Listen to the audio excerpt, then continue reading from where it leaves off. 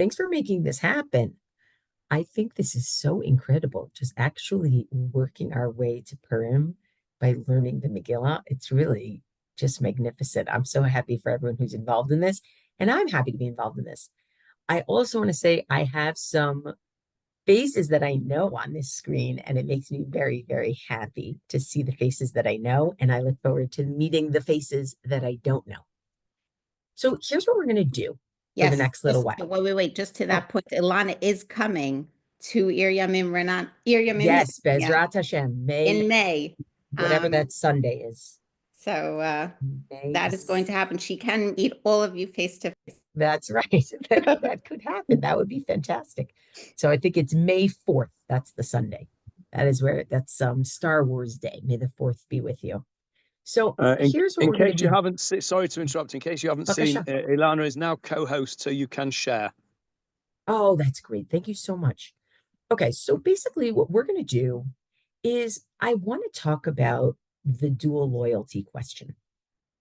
And what I mean by the dual loyalty question is I mean Jews leading and enfranchised outside of the land of Israel who get accused of having multiple loyalties, right? So who do you really care about? Do you really care about the American people, or do you really care about Israel? Do you really care about all people? Do you really care about Jews? And I think it's really intriguing to think about this question from an internal Jewish point of view. And the way that I would ask the question from an internal Jewish point of view is, if I am a Jew who lives in the diaspora, as by the way, I am, not this year, but generally, how exactly does my loyalty to my own people come to the fore even within my general leadership? And what I'm going to say tonight is I think that we're going to be surprised by the difference between the way Yosef does this and the way Esther and Mordecai do this. And I actually think it's even somewhat challenging from a Zionist perspective to see the differences. And it's challenging, I think, from a religious perspective to see the differences. And I really want to take like a cold, hard look. So I basically called this, I suggested that we look through the lens of Yosef and Esther. And I think one of the reasons why it makes sense to look through the lens of Yosef and Esther is because the stories bear great similarities. I would even ask you, if you're near your typing device, your computer, just type in your favorite parallel between the Yosef story and the Esther story, or any parallel between the Yosef story and the Esther story. It can be a linguistic parallel, like taking off a ring of a king. It can be a thematic parallel, like a Jew becoming the viceroy in their, on foreign soil. Anyone have anything they're willing to put in the chat? Do not worry, I have a whole list for you if you're not willing to put anything in. But if you are, it's like a nice way to pull it out of you a little bit. I'm going to give it 60 seconds.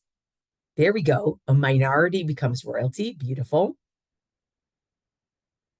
And in fact, even like Mishneh Lemelech, right? Second to the king, if we're talking about Mordecai, right? And Esther is becoming royalty as the queen. Okay, so here, being in a position of authority, great. So take a look at this. Take a look at this. I want to share with you a nice, and for those who didn't see, we put the link to the sources in the chat in case you want to look at your own pace. Here I'm putting it in again. There we go. Okay, take a look. So in both Sefer Breshit and Megillat Esther, the Jews are in danger. Now, in Sefer Breshit, more than just the Jews are in danger, right? All of Egypt is in danger, but the Jews are certainly in danger in Yosef's story And the danger is famine. That's what brings his family down to Egypt in the first place. And it is how he saves the Jewish people, right? He saves them from famine. That's really what happens. In Esther, the danger is the destruction of the Jews, which is not about the destruction of all of Persia. It's about the destruction of the Jews, right? In both of these, besides for there being a danger, both of them have, we know, a Jewish political savior. Now, what's interesting actually is both are from children of Rachel, right? Mordechai is an Ish Yemini, right? He's from Binyamin. And of course, Yosef is Yosef, son of Rachel. Esther is known as good looking, and Yosef is known as good looking. Also, an interesting one, they're both orphaned from at least one parent pretty early on, right? We find out that Hadassah doesn't have parents, and we find out that we know that Yosef's mother died. Another interesting kind of, I would say, almost like plot development between the two of them is that in both of their cases, and I'm specifically talking here about, well, I could be talking about both Esther and Mordecai on the one side and Yosef on the other, or I could just talk about Esther on the one side and Yosef on the other, right? The conditions for the salvation for the Jewish people set in way before the tragedy happens, right? So, for example, Yosef is sold down to Egypt way before there's any famine on the radar, right? And not only that, but his own personal tragedy of being sold down to Egypt ends up becoming good for the collective, right? Like he says to his brothers, "V'atem chashavtem alai ra'ah, Elokim chashva l'tovah," right? You thought that it was going to be bad. You were trying to do something bad to me, but God decided, actually, this is a good thing. On the Esther side, Esther's personal story of getting pulled into the king's palace, that is a condition that eventually saves the Jewish people. And it comes before Haman comes onto the scene, right? But that is a personal bad for her, right? There is nothing good about her being now forced to be the queen of Persia. She didn't choose this person. This is a lifetime appointment that has nothing to do with her own choice. And yet, maybe this is the moment and this is why. Now, I will say, we also see that Mordecai, not by personal tragedy, but we also see that Mordecai, things are set up a little bit earlier for him to be able to save the Jewish people. But that's going to bring me to the next piece, which is something that Mordecai and Yosef have in common is that they are elevated through their behavior regarding other royal officers, right? So Yosef, in interpreting the dreams of the Sar HaOfim and the Sar HaMashkim, eventually the Sar HaMashkim is the one who mentions him eventually to Paro. And Mordecai, when the king, essentially there's a pivot moment, the king can't sleep, Nadadash Natamelech, the king Ahasuerus says, I want to know what's happened. He realizes that Mordecai saved his life because he had two royal officers, Bigtan and Teresh, who had been plotting against him, and Mordecai helped save him. And that allows Ahasuerus to look at Mordecai as somebody, whoa, what should I do for the man, Asher HaMelech Chafetz Bikaro, who I want to give some honor to because he saved me, right? So that's a really interesting similarity. Then, of course, you have the hero revealing their fuller family story to the foreign ruler. You have Yosef doing that at the end. You have Esther doing that. And I think, to me, the tragedy of both Yosef and Esther is that they remain embedded in a foreign government. And we'll get back to the fact that they remain embedded to a foreign government, within a foreign government. Actually, let's talk about it right now. What would be the alternative ending to Esther remaining queen of Persia? If you were to try to think of a Jewish redemption ending, what Jewish redemption ending might you conceive of that would not involve her remaining the queen of Persia and would not involve Mordecai remaining the Mishneh Lamelech, the vizier? And you can unmute yourself, you can type it in, whatever you want to do.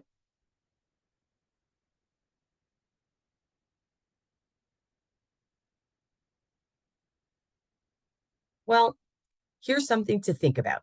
Ho, ho, ho, ho, they join Ezra and make Aliyah. They return to Israel, right? Great, right? There we go. So I'm sitting here with a bunch of Israelis, right? Functionally Israelis. How should the story end?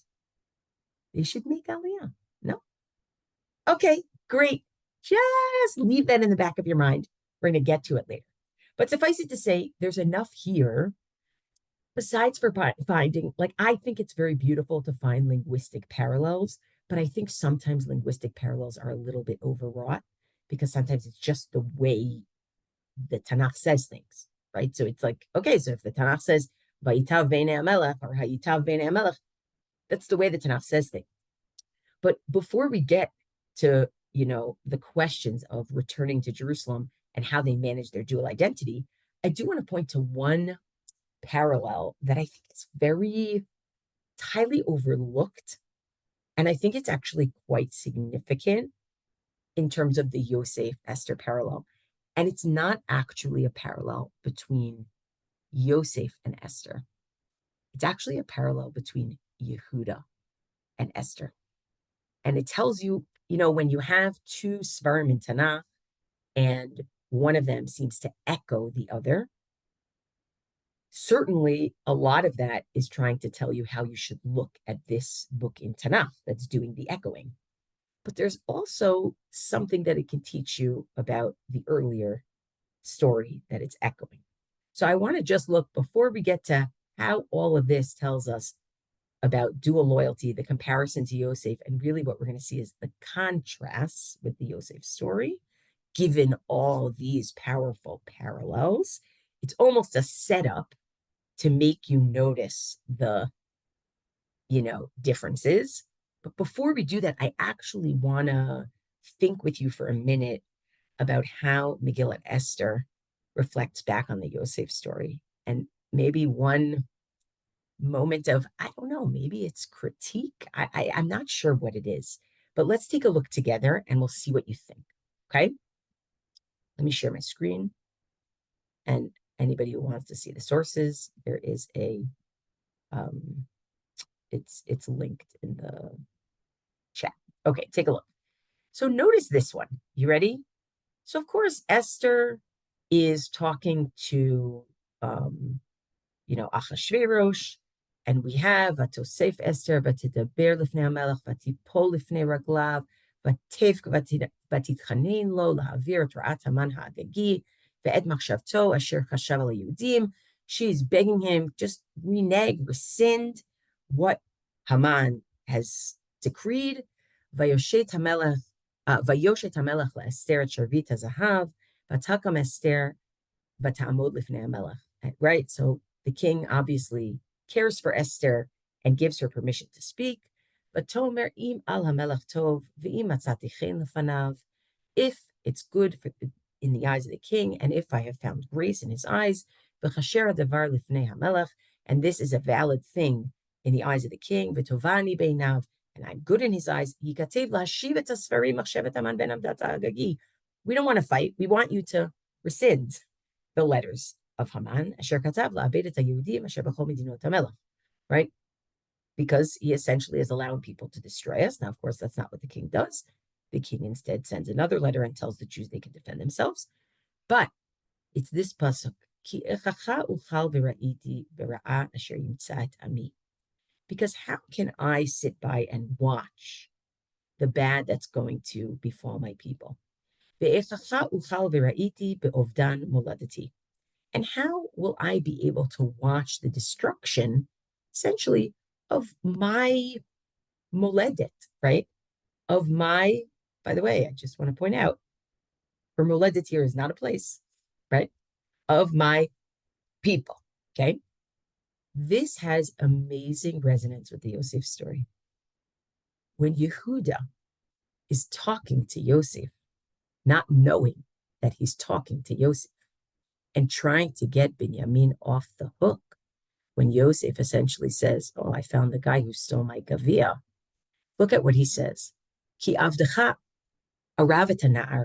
I guaranteed this child, me'im avi lemor, I promise my father, if I don't bring him back, I will have sinned to you, my father, all of my life. Let me be your slave instead of Binyamin, and he'll be able to go back with his brothers. Because how will I go to my father? And this boy is not with me. Lest I see the bad that befalls my father. I mean, the words even rhyme, right? V'ra'iti b'ra'a asher yimtza et ami, pen erev v'ra asher yimtza et avi. And I look at this even before we get to the light that this sheds on Megillat Esther. I look at this and I say, oh my goodness, the setup for Yehuda going before Yosef is a setup of a Jew going before a foreign tyrant, right? The same way Esther has to speak in these deferential terms to Achashverosh and beg and say, well, I don't want to see what the terrible thing that's going to happen, right? That's the way Yehuda talks to Yosef. Now, is that an implicit critique of who Yosef has become, how they look at Yosef, that he's viewed in this terrible light? I think there's a general question in terms of Yosef as to who did he become in Egypt? Did he become a little bit too much of the vengeful, strong man? Or did he retain his Yosef-ness, as we might call it? But suffice to say, that echo, I think, is very, it really raises something in terms of Yosef in that moment being seen as primarily Egyptian, the Jew talking to the Egyptian, trying to get permission. But I want to move to the two other most important themes. I think this theme raises the idea that both Esther and Yehuda, it's very important to them to be able to sacrifice themselves, potentially, in order to help their family, whether that family is the Jewish people or that family is literally their family. And of course, that's not a model that Yosef is offering us there. It is a model that Yehuda is offering us there. And it's something that Esther echoes. That, I would say, is a very important thematic anchor for any Jew who is working in a diaspora context and asking where their loyalty to their people comes. It is the question of, what are you willing to sacrifice for your people, right? They both could have gotten away with it, so to speak. Now, I know Mordecai says to Esther, you will not be able to be able to get away from this. But factually speaking, in theory, she could have figured out a way to survive. And Yehuda, yeah, he would have sinned to his father, but he would have been able to go back and he wouldn't have had to be an Eved in Egypt, right? But they choose instead the path of responsibility for the Jewish people, even when it potentially will come at great cost, okay, to each of them. So I would say that's one anchor. And in this regard, it's not putting Yosef in a great light, but it is offering Yehuda and Esther as people who stand out as diaspora leaders, actually, right? In that moment, Yehuda is a diaspora leader vis-a-vis Yosef. Now let's move on to the pieces that are differences in the stories, like really intense differences between the stories that I think shed a lot of light on Megillat Esther. And here are the two differences because I don't love surprises. I want to say them, and then I want to look at them and look through them. And don't worry, we're going to pause at some point for comments, questions, whatever people are thinking. The first difference is the question of how religiously explicit are they about their Judaism.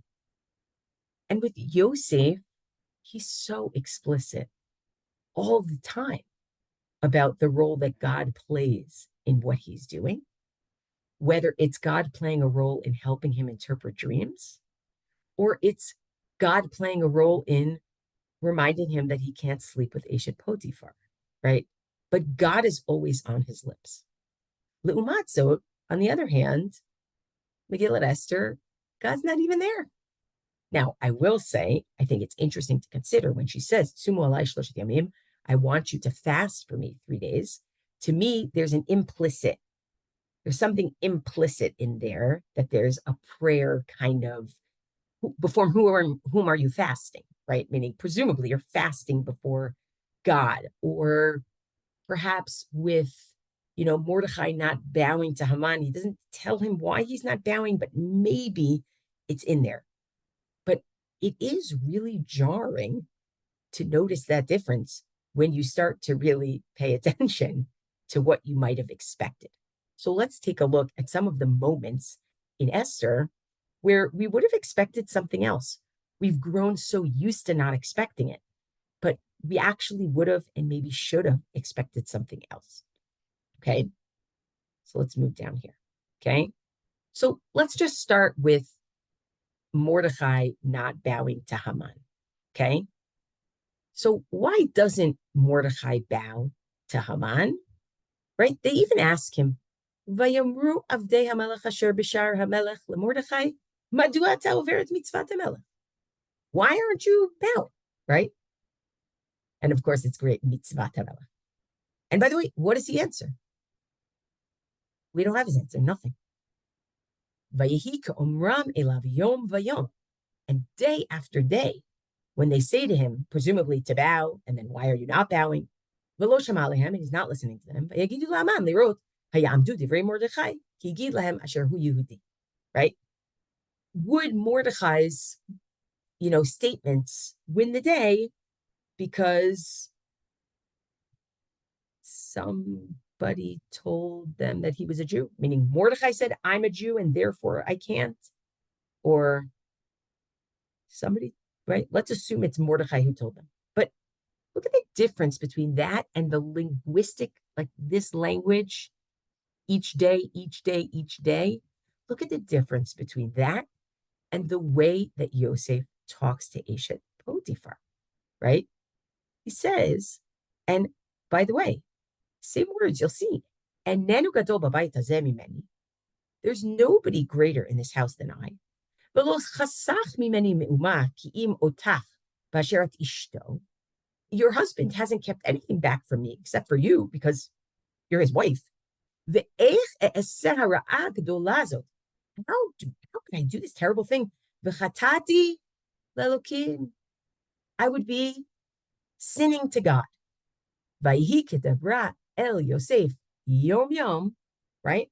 She spoke to him day after day, same language. Velo shamai laha, and he didn't listen to her, which is really more like he didn't submit to her. Lishkav etzla liyotim, right? To sleep with her. Now, I know we don't expect to see Mordecai say, oh, well, I'm not allowed to do this because I'm a Jew and we only bow to God. But it is rather shocking that that's not made explicit, given the fact that these psukim are clearly echoing the Yosef story, where day after day he's told to do something and he says, I can't do it because it's a sin to God. Now, who does make it explicit? Chazal make it explicit, right? When the rabbis look over and over again, when they look in Megillat Esther, they read religiosity between the lines, but that only makes it more obvious that that religiosity is not made explicit on the lines themselves. So Rabbi Levi says, Amar lahem Mordechai, Mordechai said, Moshe Rabbeinu isir lanu b'Torah, Moshe warned us in the Torah, Arur ha'ish asher yasef esel u'masecha, you're not allowed to make an idol, right? And this man is making himself an idol, right? Like turning himself into some sort of idol. But it's not in the text, right? So maybe there's implicit religiosity, but it's not explicitly spoken, okay? Let's do one more example, and then I want to look at the comments in the chat. Let's talk about eating, okay? Esther is taken to the palace. Now, presumably, the palace is not offering her, glatt kosher meals. This is not like special meals on the flight. And presumably, if she's not telling people she's Jewish, she's just acting like she's not Jewish. So is she keeping like Torah and mitzvah while she's in the palace of the king? Don't know. ותיטב הנערה בעיניו, ותישא חסד לפניו, ויבהל את המורכב את מנותיה לתת לה, ואת 7 הנערות הראויות לתת לה מבית המלך, וישנה ואת נערותיה לטוב בית הנשים. Right? So what do we have? Oh, everybody loves Esther, right? Everybody loves her, gives her whatever she needs, gives her cosmetics. She has 7 maids, right? And even vayishaneha, right? He does something different. The person watching over her, gives her something different, right? Lohi Esther et ama et moladata ki Mordechai tziva la asher lo tagid. She didn't say who she was, right? She didn't say that she was Jewish. So when you look at this, the foil that I think of, by the way, is not even just Yosef. The foil that I think of is another person who was in a post-first Beit HaMikdash exile, and that was an exile of the Babylonians, who later, submit eventually to the Persians, right? The Medians and the Persians. But it's Daniel. After the destruction of the first Beit HaMikdash, Daniel is taken, kidnapped essentially, with at least 3 other boys that we know about, to the king's palace, and they want to feed them non-kosher food. But Vayasem Daniel al libo, Daniel says, Asher lo yitga'al b'fat bag hamelech u'v'yein mishtav. He says to himself, I'm not going to eat non-kosher. Vayvakesh misara sarisim asher lo yitga'al. He asked the person who was essentially watching over them, please, I don't want to defile myself with non-kosher food. Vayiten ha'elokim et Daniel l'chesed u'l'rachamim b'nei sara sarisim, right? A similar word of chesed, right? And God made this officer who was watching over him like him and take care of him.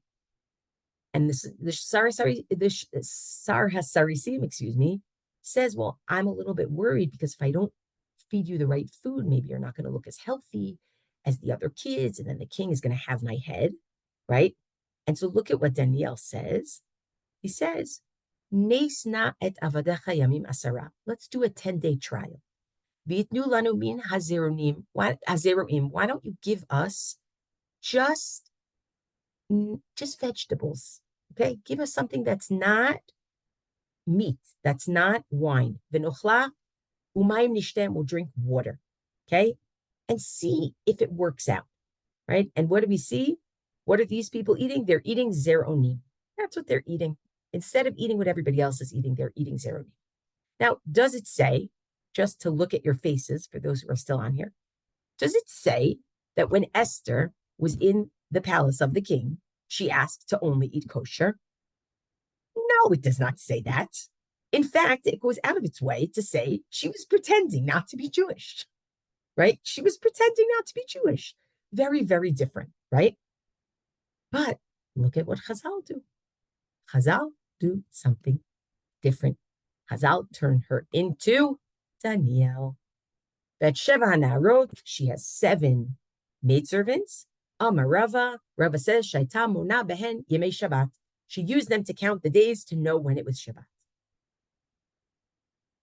Okay?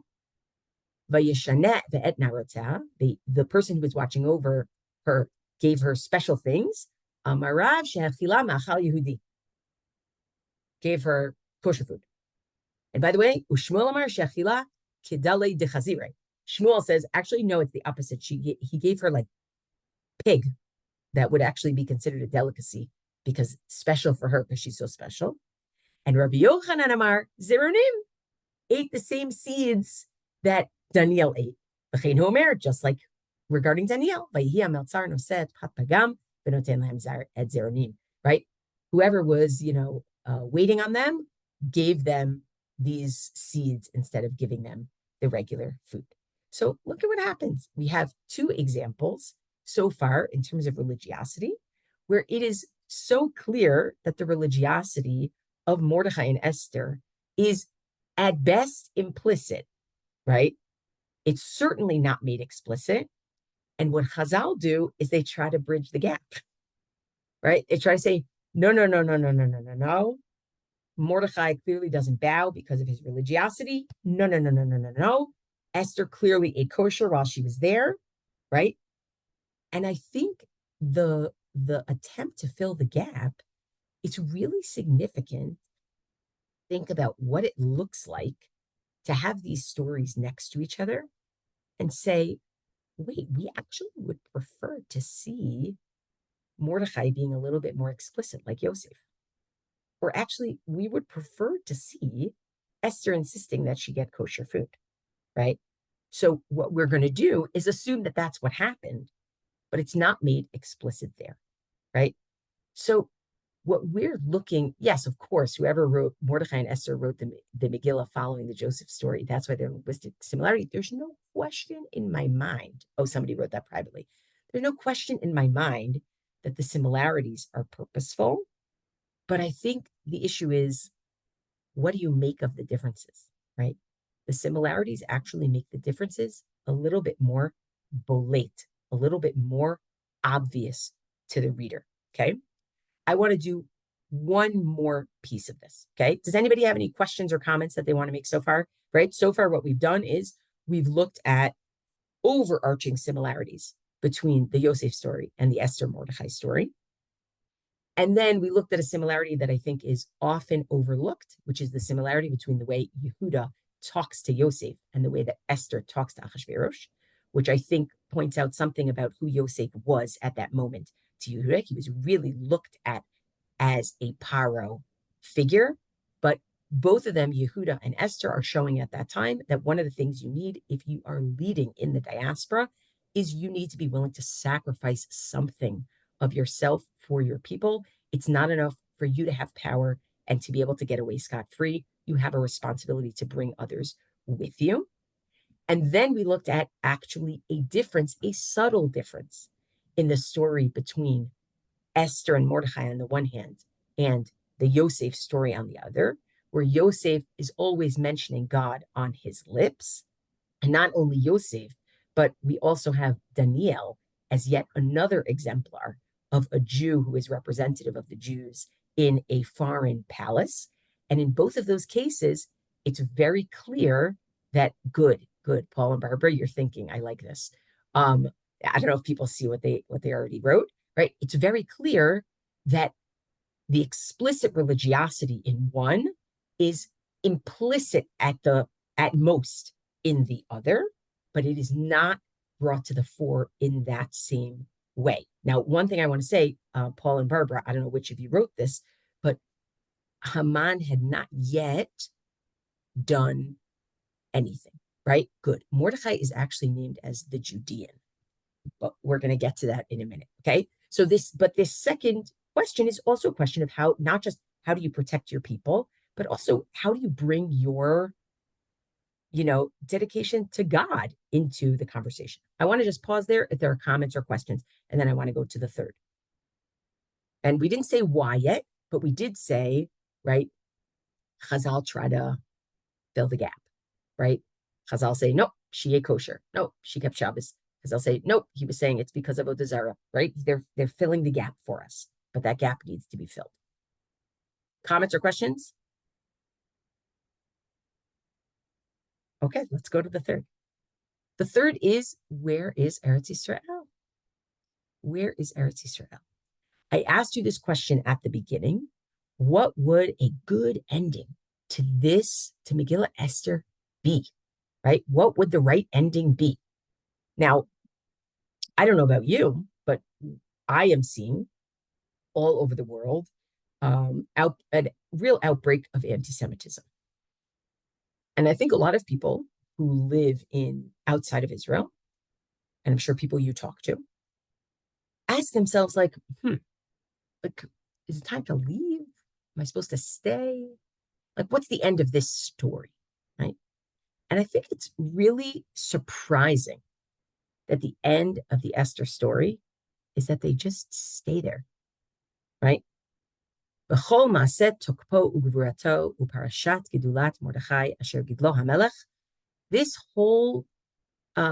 continuation, the long tail of this story, where Mordecai grows in stature and power because of the king. Haloheim ktuvim al sefer divrei hayamim Lemalchei Madai Uparas. You can find it in the history books of Madai and Paras. Ki Mordechai Yehudi, because Mordechai the, I must say Judean, okay? Meaning I think it's a reference to a place, not just to a religion, but to a place. Ki Mordechai Yehudi, Mishneh Lemelch Achashverosh. Mordechai was the second in command, V'gadol Yehudim, and he was big, both for the Jews and among the Jews. V'ratzoy lerov echav, and he was beloved by, and I would say rov here doesn't mean the majority of, it means the multitudes of, right? The multitudes of his brethren. Doresh tov le'amo, right? He was looking for the good of his people. V'dover shalom l'chol zar'el, right? And he was definitely, he was a good ambassador for the Jews. But no mention of Eretz Yisrael. None. Zero. It's very strange. Very, very strange, right? As opposed to the Yosef story. How does our Yosef story end? Vayomer Yosef elachav, Anochi met, I'm going to die. Ve'elokim pakod yifkod etchem, ve'ela etchem min ha'aretz hazot. God is eventually going to take you out of here. El ha'aretz asher nishba le'Avram Yitzchak le'Yaakov, to the land that God promised to our ancestors. Vayashba Yosef et bnei Yisrael limor pakod yifkod elokim etchem v'alitem et atzmotai mizeh. You have to take me out of here. This is not where I want my story to end. So why is it that Israel is not mentioned, the land of Israel, aside from Mordechai being a Judean, right?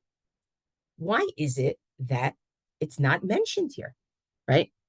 So there are two options of how we might look at this historically, because something we need to know is this is around the time when the second Beit HaMikdash is starting to be rebuilt. Good. So Hannah, I like where you're going. There are two ways that Chazal read where the story of Megillat Esther, the Purim story, fits into the return, Shivat Zion, the return for the second Beit HaMikdash. One, which is the majority of the way that Chazal read it, like the majority literature in Chazal, is that this is before the return. And what this does is it enables the return, okay? Eventually, it will enable the return. The minority position of Chazal and the majority position of historians is that this was already after the return. And what we're looking at in Persia are Jews who decided not to go back for Shivat Zion. Okay, take a look.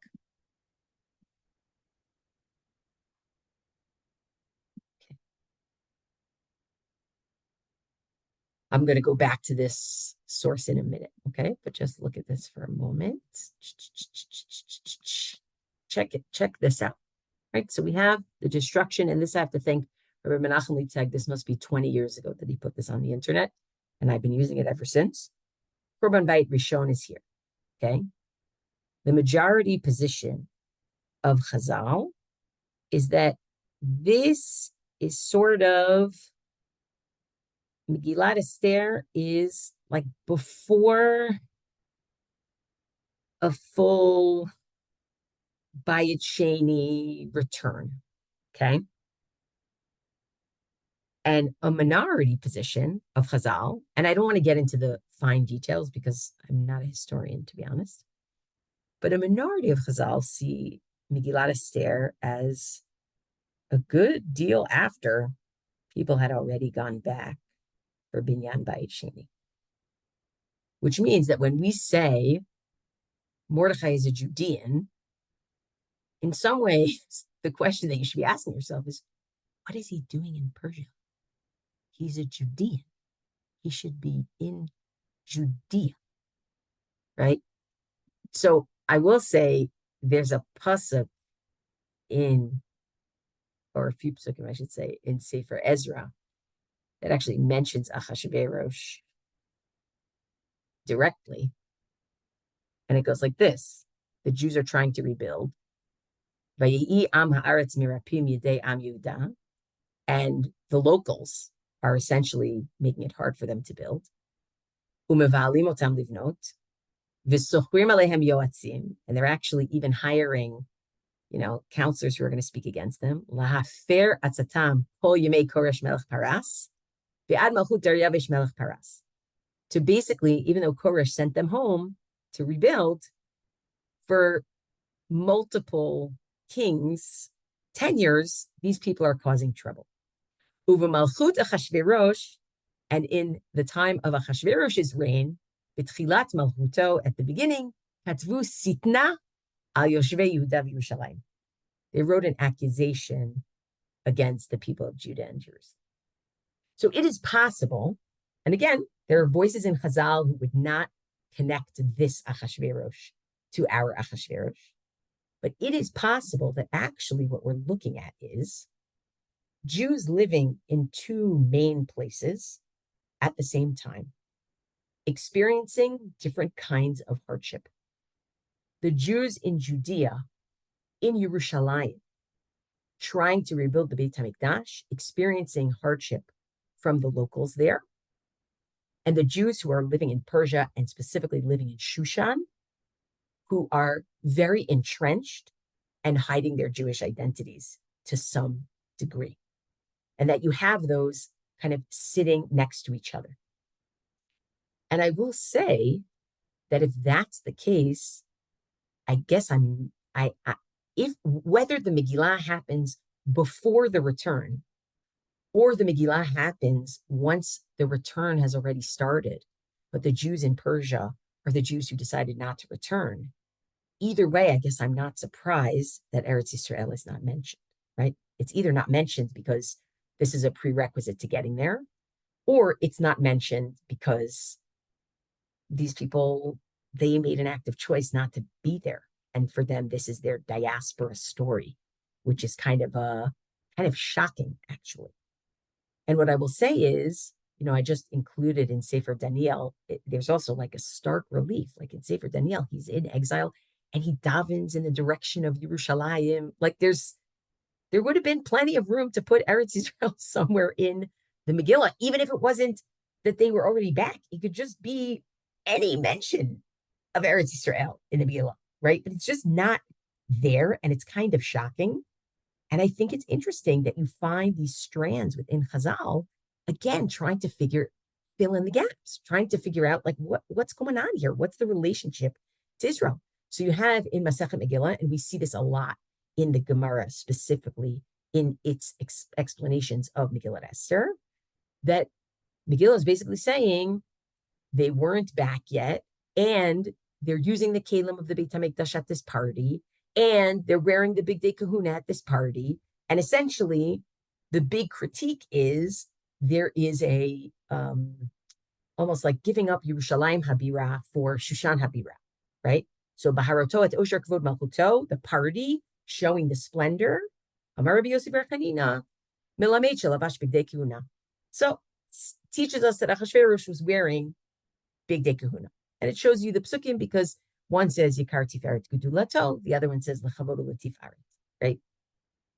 That's, it's par for the course. What it's basically trying to say is, in trying to mind the gap here, Achashverosh is basically trying to say, hey, Jews, you're never going back.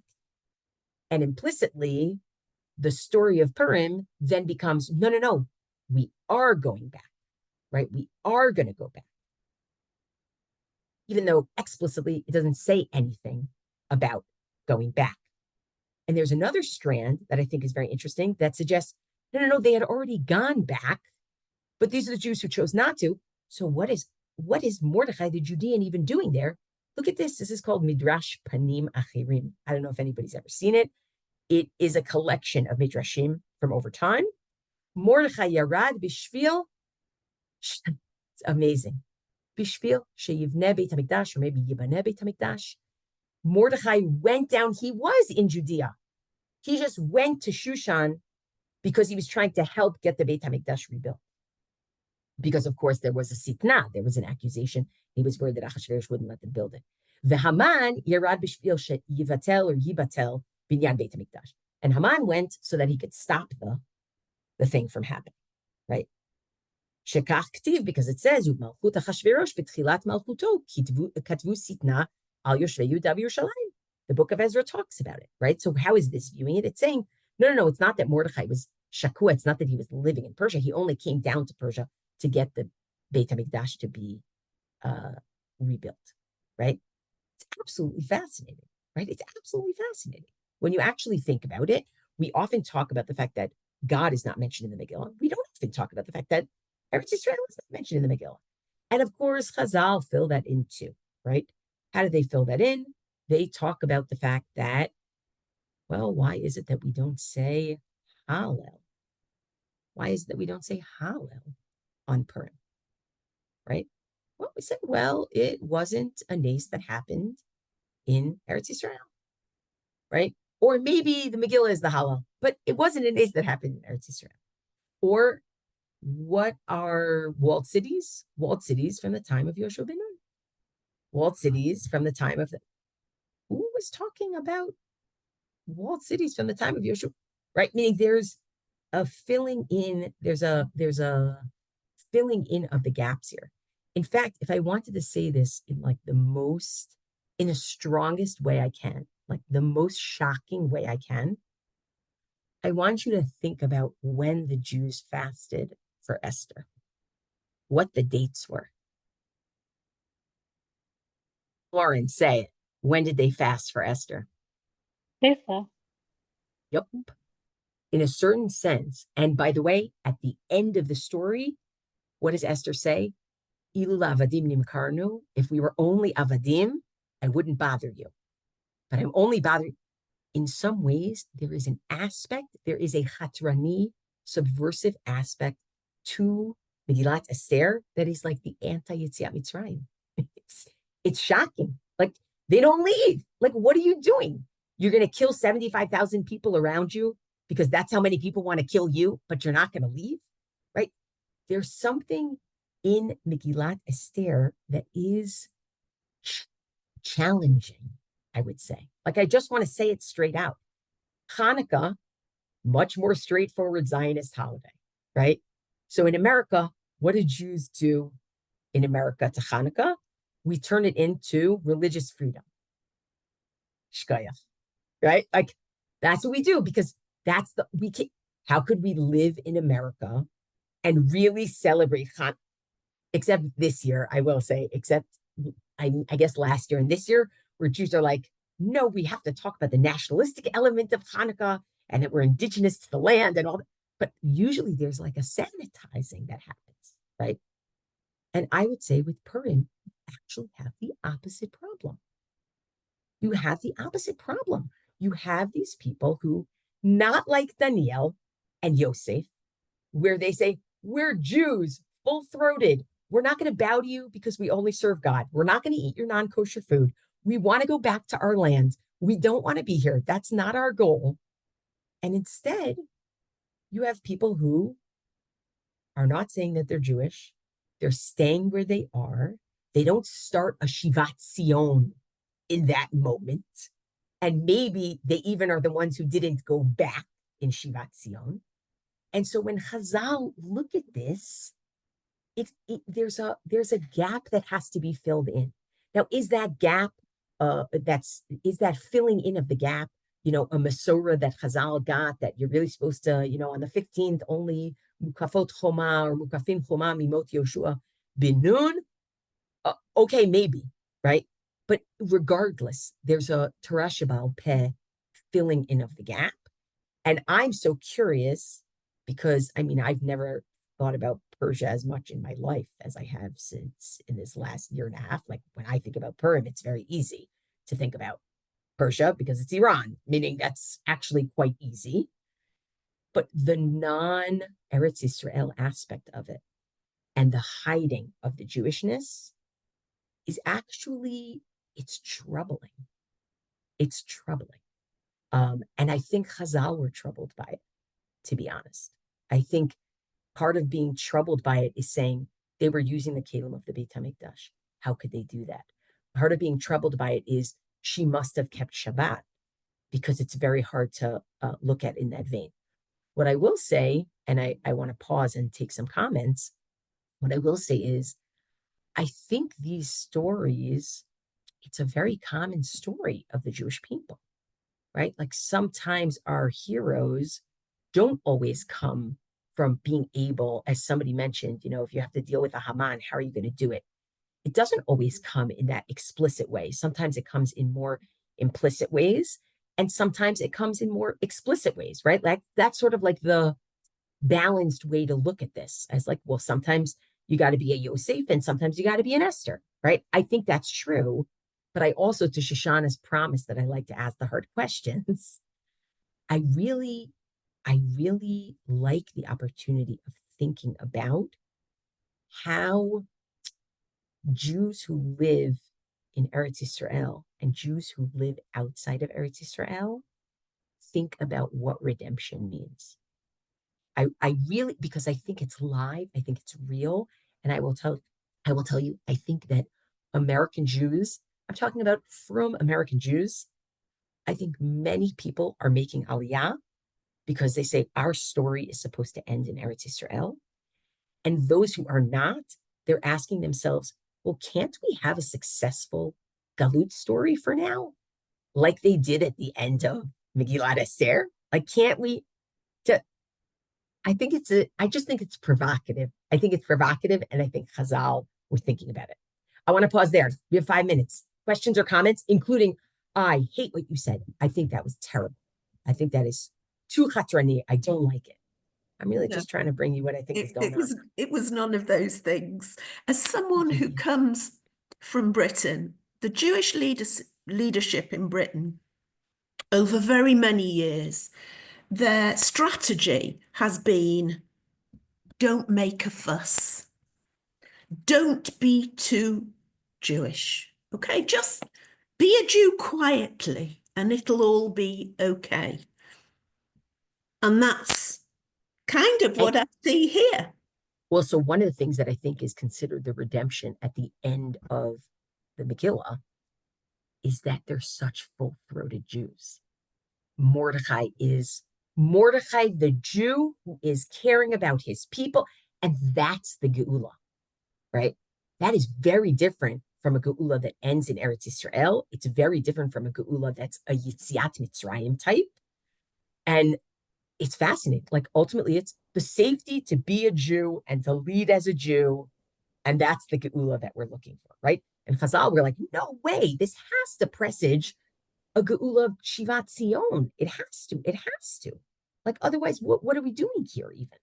What do you think? Galut is supposed to be a permanent, right? Like, we can't just take it at face value, right? Now, a friend of mine also said that the parallel with Yosef is very telling as well, because Yosef's story, it seems like it ends very well. It ends very nicely. He can be a Jew and take care of his family, da-da-da. What happens at the beginning of Shemot?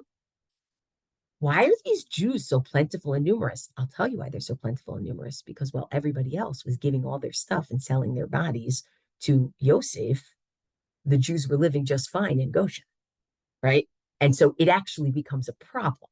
Right? There's your dual loyalty charge. So you can also flip it and say, oh, the echoes of the Yosef story are also supposed to tell you it may end the way Breshit ends, but there may be a Shemot Act 2, right? There may be an Act 2.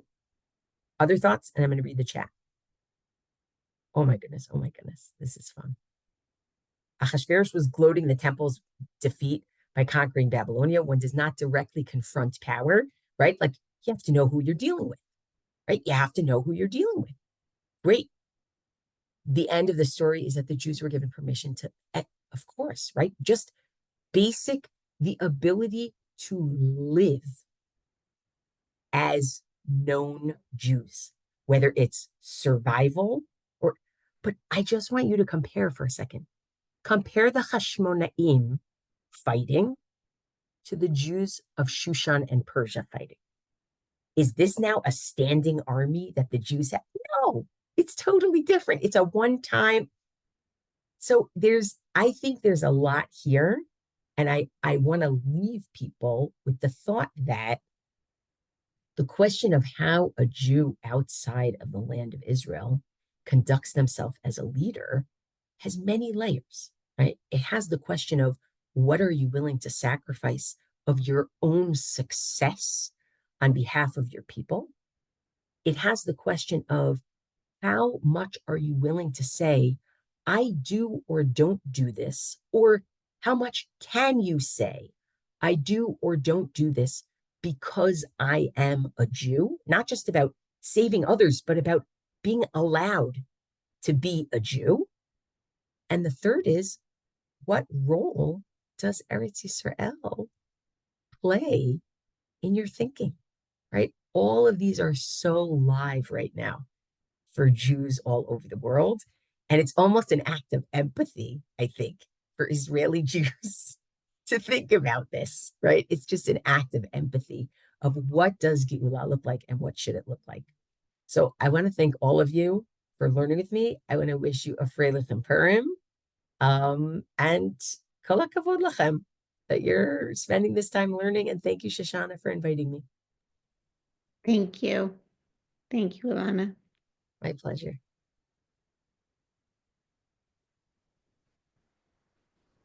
Anybody else? Fascinating talk. Thank you very much. It's Thanks, Brian. lots of food for thought. For as you can hear from my accent, I was not born in Israel. I've come to Israel in the last 11 years, and we're blessed. All our families here, but then we look at where are other families? What's comfort? What does the future hold? I mean, the That's right. comparison between there's a foreign secretary in one country, there's a Malcolm Rifkin, who's a foreign secretary in the UK, and you compare him to Joe Lieberman's in the States. Where are Joe Lieberman's kids? I think they've all made Aliyah. Malcolm Rifkin's kids, I think a lot of them have gone off the derech, but assimilated. So it's a balance. And where do you go? Where's the generations coming to? Yeah, and I even love that midrash that basically says, no, Mordechai came to Shushan in order to help the Jews in Israel, right? That's also great. Like it's just so rich, right? Lauren is like, no way, I don't have that. But it's great, right? It's trying to grapple with what do they care about what's happening in Judea, like, or is it not happening yet, right? Those are your two options because it's so patently missing that you need to figure out where to go. Jonathan, did you want to say something? Yes, forgive me for throwing this in because it's not very nice. But this was found this morning on a wall in Perth, Western Australia. Yeah. Okay. Yeah. And I had a long discussion. I'll take it off because nobody wants to see that. I had a long discussion this morning with my son, who is the Rav of Perth. And I rarely disagree with him, but I disagreed with him today because his response to that was to write to the politicians in Western Australia and in Australia, with whom he has a very, very good and close relationship, and basically said, you've got to get this sorted out or else we're all going to get up and leave. We've been moving around for the last 2,000 years and we'll move. And he said to them, I moved to Western Australia because of anti-Semitism in Britain. He suffered from an attack when he was the Rav in Liverpool, and that's one of the reasons he moved to Perth. He says, and I'll move again. And everybody is moving. There were 40 families who have expressed an interest in Nefesh B'Nefesh in Perth, Western Australia, in the last few months. And that's a big section of the community. It's a community of about 9,000 Jews. 40 families leaving is a significant, not that they all are, but 40 families have expressed an interest in looking about leaving. So I didn't agree with his approach. Actually, I said I don't think that's right. I think that you, as the leader of the community, should be saying no. We are not going to be bullied out of this place. We're going to stay here because this is our home, and you are going to sort it out. And we're not going to be moving around. I understood where he was coming from, but I'm not sure that it was the right response. And I think that what you've shown this evening, very interestingly, and how I see it, is that Mordechai and Esther were sticking around. and they were sticking around because they needed to have leaders who were willing to stick around and do what was necessary for those in the Galut. So it's a very interesting and contemporaneous thing that's going on here. It's really true. You know, and this is across the world, absolutely across the world. So I'm sorry to upset everybody with that horrible picture, but you know, it is what it is. We have to see it. And that was this morning. That was only found this morning. It's fresh. Well, Bezrat Hashem, we should be able to have good leadership across the globe and good leadership in Israel. And I think it's very, I think it's very harrowing for people to see their friends, family across the world not feel safe, whether it's Jews in America looking at Jews in Israel not feeling safe, or, and I'm just taking the American case because I'm American, so it's easier for me to access, or it's Jews in Israel looking at Jews in America on college campus and saying, you're not safe either. And there's something, a lot of people are scrambling and saying, like, am I going Vivian's way? Am I going, you know, the way of Shivat Zion? Am I going Jonathan's way, the kind of Mordechai and Esther, at least in this act, right, of what it looks like? Am I going that way? These are not facile questions, because Brian brought in the word comfort. I think that's actually incredibly relevant, right? A lot of people, they grow comfortable with where they are, right? Like, and it's whether they grow comfortable with where they are, and that comfort is part of people's identities. It's part of who they want to be, and where, but it's complicated. It's really, really complicated. That's what I would say. So I hope I didn't turn Purim, which is so happy, into like a complicated time, but it is. Vivian, yeah. Yeah, my understanding was that even after everything that happened with slavery in Egypt, 80% of the Jewish people stayed. So it's not a surprise that l'chol dor v'dor, you know, in every generation, my own grandparents in Germany were very German. And they had an opportunity to swap what they had in Germany for a farm in Canada, but they didn't want to leave because they were German, very proudly German. Yeah. We all know where that got them. So in every generation, we don't learn. We always believe we can survive and thrive in Chutz La'aretz. And if we only play the game, we'll be okay. But what I think is so interesting is the read of Chazal that puts the Purim story before Shivat Zion actually reads it as Esther becoming queen is what ultimately allows for Shivat Zion to flourish. And I think that's also in some ways chatrani, right? Meaning, because what it's saying is, no, they have to stay there in order to lechazek the possibility of Shivat Zion. And I think a lot of Jews around the world feel that way too. We say, okay, so what's going to happen? All Jews are going to pick up and go to Israel. Who's going to lobby congresses of different and parliaments of different? I'm serious. These are conversations that I think people really have. And to my mind, I just at least want us to think of ourselves as two parts of a whole, right? And to ask ourselves, what are the other ones going through, right? Like, it is a huge shock to me if the Jewish people are having a hard time rebuilding the Beit HaMikdash, and Megillat Esther says nothing about that. And that's actually been going on. It's like, why are you not thinking about these people, right?